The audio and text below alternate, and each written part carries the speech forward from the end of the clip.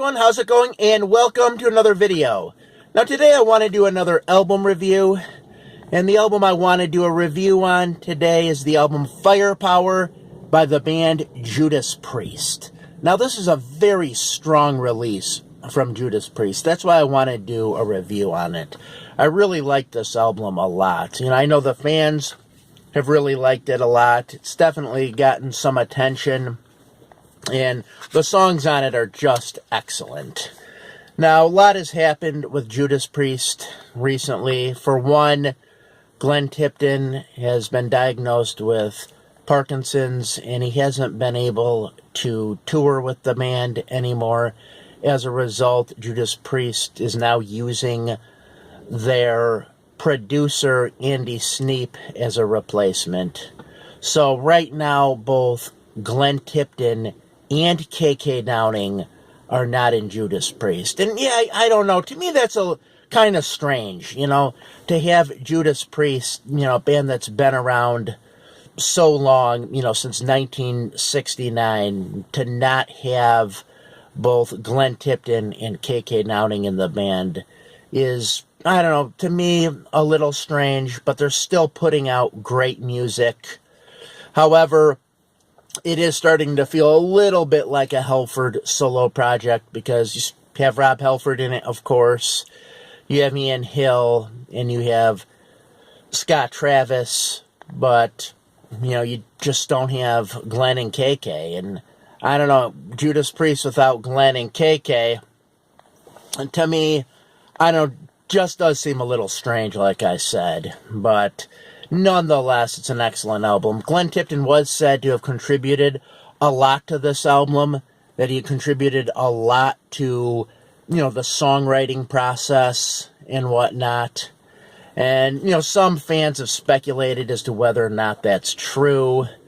I don't know, who knows, but it is still a great album. A lot of great songs on this album.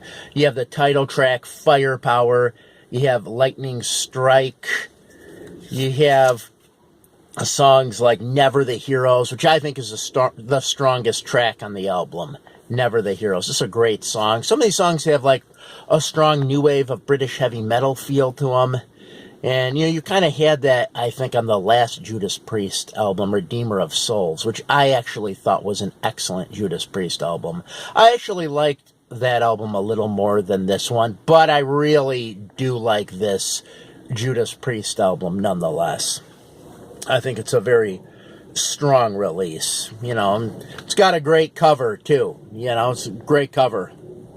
Reminds you a little bit of like Screaming for Vengeance, that cover, but at the same time, it does have more of a modern kind of look to it. So yeah, it's an excellent album cover. But yeah, in terms of production, I actually think the production on this album was better than Redeemer of Souls. But, Redeemer of Souls, still a great album. The production on this album, though, is really top-notch. The last two Judas Priest albums were just excellent. I mean, I really thought they were really strong releases, the last two albums. That being Redeemer of Souls and Firepower. The same can't be said with Iron Maiden. I feel the last two Iron Maiden albums are the only two Iron Maiden albums that I'm not a fan of. I think Iron Maiden has been extremely consistent, always putting out great albums, always being a great live band. But the last two Iron Maiden albums, Final Frontier and Book of Souls, I felt were kind of weak for Maiden. Before then, though, I've liked every Maiden album that's ever come out. And Judas Priest, is always different than Maiden in that I feel that Judas Priest were always a bit more esoteric with their songwriting. You never fully knew what the Judas Priest song was about. You never knew what it was about. The album covers reflect that. You don't really know what the songs are exactly about. They always kind of left it to your interpretation. Certainly albums like Nostradamus were not like that. And Nostradamus, usually an album that's not liked by Priest fans. I think it has one strong song on it, Visions, but other than that, it's not that great an album. There's another okay song on it, I forgot the name, but yeah, Nostradamus, seemed kind of like it would be an Iron Maiden release, because with Iron Maiden, a lot of times you'll know what the song is about. Not always, but a lot of times you'll know what the Iron Maiden song is about. It's about the Brave New World book. It's about Dune, or it'll be about Alexander the Great, or the pharaohs of ancient Egypt. But, yeah, with Judas Priest, you never knew exactly what the songs were about. Maiden, a lot of times you would know what the songs were about, like I said. So that's where I think both those bands kind of differ. But, yeah, definitely a strong release from Judas Priest. I know I've said that a lot, but I can't say that enough. This is a good album. There's other good stuff on here, like Guardians, which goes right into Rising from Ruins. Guardians has kind of like an intricate piano part to it. Almost kind of reminds you of something that would be on Sad Wings of Destiny, which Sad Wings of Destiny is my favorite Judas Priest album. I like 70s era Judas Priest the most. I really do. And Sad Wings of Destiny is my favorite album, which it's also Rob Halford's favorite album. Just an all-around excellent album. And you do hear some influence from that era of Judas Priest on this album, that's for sure. But you also do have a bit of like the, Painkiller influence. I know there's a number of fans who do like the Painkiller era of Judas Priest, especially in the 90s. I think a lot of people really seem to like the Painkiller stuff a lot. And I like Painkiller too, but I tend to be like the 70s stuff a bit more. And I know there's, nowadays anyways, there seems to be a growing number of fans that do prefer the 70s material. But, everyone's different in their opinions on this. But, yeah, just really a lot of good stuff. I do recommend it. It's something to see because a lot of times with bands, I noticed the band's been around for a while. They may not put out their best material anymore. Their material may be kind of weak nowadays, but that is not the case with Judas Priest. The last two albums were very strong. They really were. Like I said, the one before that, Nostradamus, not that strong. And that was around the time when K.K. Downing left the band. And, why he left the band and the reasons why, I don't fully know. There were some problems. I know, there's a possibility they could have been mismanaged a little at that time because I believe it was a manager or someone suggested they do the Nostradamus thing, which, like I said, although that might be kind of a cool concept, that doesn't really fit Judas Priest that well. It fits more of a band, like I said, like Iron Maiden, where you know exactly what it's about. Judas Priest are just too esoteric for that kind of thing. But yeah, just some really great guitar work on this album. When KK left, he was replaced by Richie Faulkner.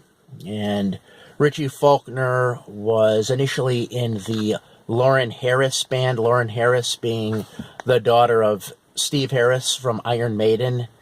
And that was, really what gave Richie Faulkner a lot of exposure and brought him to the attention of Judas Priest. Because from what I understand, he really stood out in the Lauren Harris band. And I don't believe the Lauren Harris band really went anywhere or went too far. But certainly Richie Faulkner stood out in that band. And I guess at one point Judas Priest were thinking of calling it quits. But then they got Richie Faulkner in the band, and they felt that he breathed new life into the band, and they wanted to continue with Richie Faulkner. So they did. You know, they really felt that he brought something to the band, and you could hear it on Redeemer of Souls. You know, he definitely did.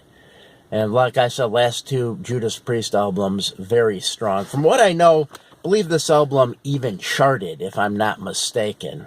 That this album even made it to the charts. So yeah, it's really saying a lot, and it's really something to see a band that's been around as long as Judas Priest has, still putting out great music. I mean, they are. Now, some people have wondered how long they're going to continue. Is this going to be the last album? I mean, certainly they can continue. They're definitely strong enough to continue if they want to. However, you have to understand this could be a good place to end it, because they would definitely end it very strong. You know, maybe they want to do that. Maybe they want to end it in a very strong way. But yeah, this really kind of, you know, surprised me a bit. I didn't think it would be this good. I mean, some people are saying it's, you know, especially people that really like Painkiller a lot. Like I said, I do like that album. But people are saying that this album is about as good, or maybe just a little below Painkiller, or the, you know, the best album they put out since Painkiller.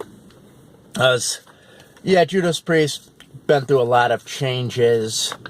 I know there were, you know, the Tim Owens years, those two albums. And I like Jugulator. I thought Jugulator was very heavy. I don't listen to it like I do the other Judas Priest albums. But I do remember liking it when it came out. And, you know, I do remember thinking that the album after that, Demolition, was pretty good, but I didn't listen to it a whole lot. Not like I listened to other Judas Priest albums. You know, got a lot, you know, like a lot of Judas Priest albums, you know, this album pretty much has like every emotion on it. You have like every emotion. You have the aggressive Painkiller kind of stuff. You have the more like intricate ballad kind of things that are more like atmospheric. And Rob Halford is really good at singing that kind of stuff. Rob Halford definitely sings great on this album. You know, he really does some great stuff on here. And, you know, like I said, I like that ballady kind of way of singing that, you know, Rob Halford can do. You know, he can do these real atmospheric kind of ballads, you know, sort of like the, you know, that power ballad kind of sound that you have on like Beyond the Realms of Death or Before the Dawn, you know, that kind of stuff. You have some of that on this album. You know, you have some of that on this album. So, yeah, that's my review. Definitely a strong release from Judas Priest. I know a lot of fans have pretty much felt the same way about this. So that's all I've got. If you watch this video, as always, I thank you for watching. Have a good night.